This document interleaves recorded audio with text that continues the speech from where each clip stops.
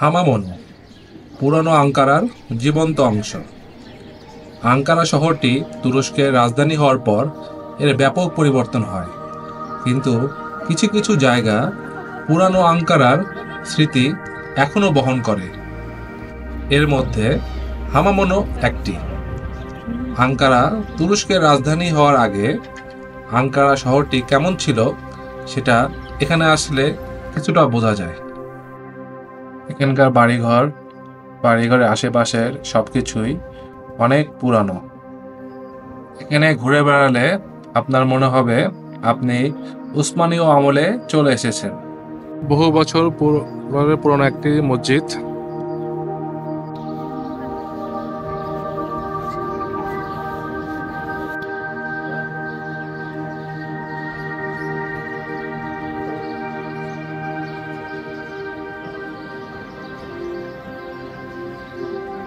এখানে দেখা যাচ্ছে আরেকটি পুরনো দিনের মসজিদ। মসজিদগুলো অনেক ছোট হলেও দেখতে কিন্তু অনেক সুন্দর।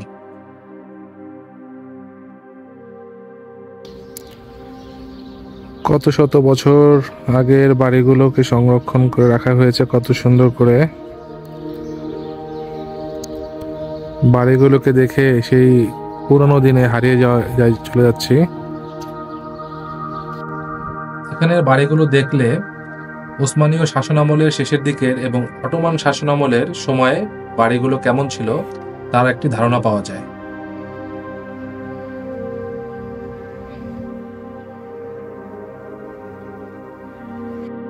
এখানে আরেকটি মসজিদের গেট দেখা যাচ্ছে। মসজিদটির নাম সারি কাদি জামি।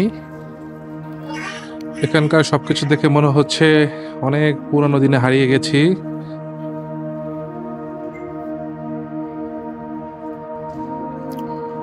কি সুন্দর বাড়িগুলো। এটি বর্তমানে একটি রেস্টুরেন্ট হিসেবে ব্যবহৃত হচ্ছে। বাড়িগুলোর ডিজাইন দেখে আমি আসলেই মুগ্ধ।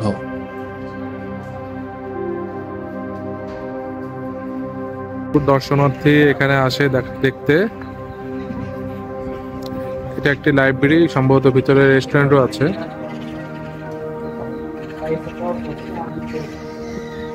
এখানের বিভিন্ন ডিজাইনের বিল্ডিংগুলো কোনোটি লাইব্রেরি হিসেবে ব্যবহৃত হচ্ছে, কোনোটি রেস্টুরেন্ট হিসেবে ব্যবহৃত হচ্ছে, কোনোটি ওষুধের দোকান অথবা কোনোটি শোপিসের দোকান।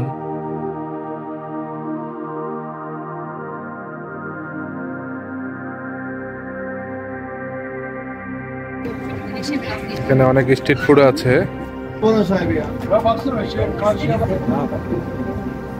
আমরা মেন স্ট্রিটে ঢুকেছি। এসে মনে হচ্ছে আমরা অন্য কোনো জগতে চলে এসেছি।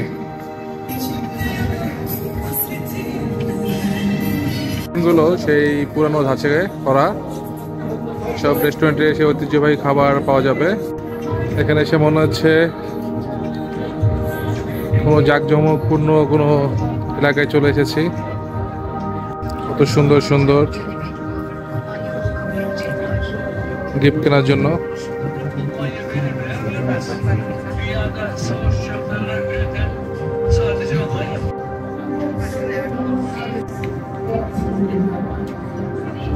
রাস্তার দুই পাশে সুভিনিয়ার শপ এবং রেস্টুরেন্ট। এখান থেকে ট্র্যাডিশনাল শোপিস কিনতে পারবেন। একটা বড় সড়ো দোকান দেখে ভিতরে ঢুকে দেখি এখানে সকল হস্তশিল্প। বেশিরভাগ এখানকার সব মানুষগুলোই মহিলা এবং বয়স্ক।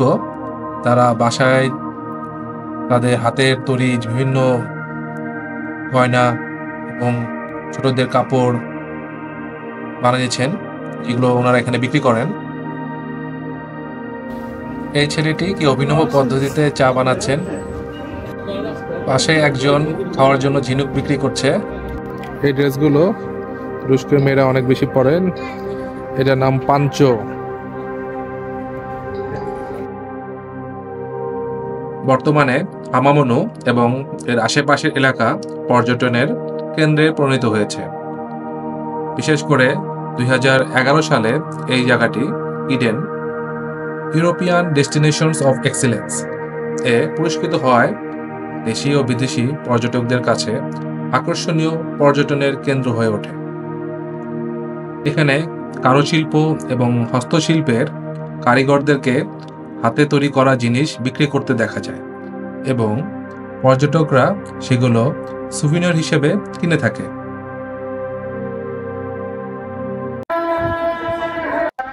আসরের আজান হচ্ছে। আলহামদুলিল্লাহ, আজকে নামাজ পড়লাম 1500 শতকে পুরানো মসজিদে, তাজিউদ্দিন সুলতান জামি মসজিদ। তুরস্কে কোনো মসজিদে এত মুসল্লিকে একসাথে নামাজ পড়তে দেখিনি।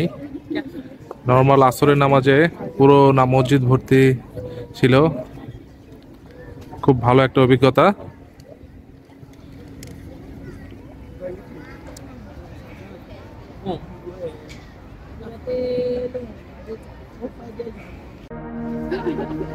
এখানে ভ্রমণের সবচেয়ে উপযুক্ত সময় রমজানের মাস।